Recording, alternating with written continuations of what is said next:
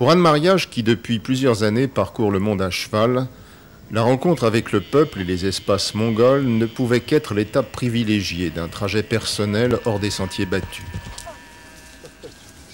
J'ai toujours eu envie de voyager, les cartes me faisaient rêver, les récits de voyageurs. Et la révélation, ça a été quand j'ai fait ma première randonnée que j'ai réalisé qu'on pouvait voyager à cheval, partir à cheval, changer tous les matins de camp, devenir nomade, alléger son bagage et partir vraiment avec le strict minimum et mener une vie beaucoup plus simple, proche de la nature, et tout ça grâce au cheval.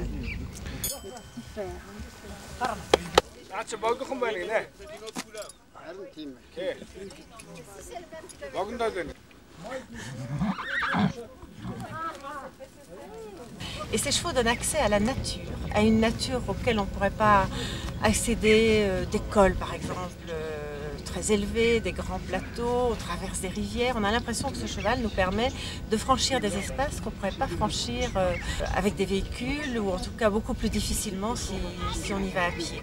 Donc ce cheval nous donne une vraie liberté.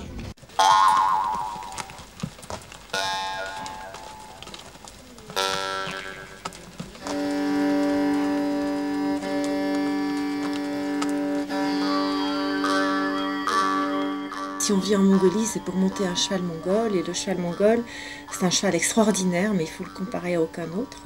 C'est un cheval qui résiste à des températures de 40 degrés peut-être en été, et puis moins 40 en hiver. Il est petit, mais il est d'une robustesse à toute épreuve, et il est tout à fait fiable pour le cavalier. On peut lui faire une confiance totale, et un cheval parfaitement adapté à son terrain, qui traversera les rivières sans hésiter, qui franchira les montagnes, qui se contentera d'une nourriture très sobre, qui a un pied très très sûr.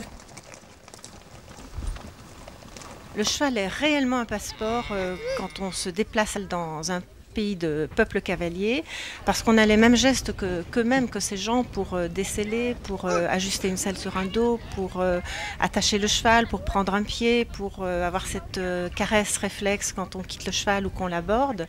Et les Mongols reconnaissent tout de suite quand nous arrivons que nous sommes des cavaliers, et immédiatement nous sommes les bienvenus sous la yourte.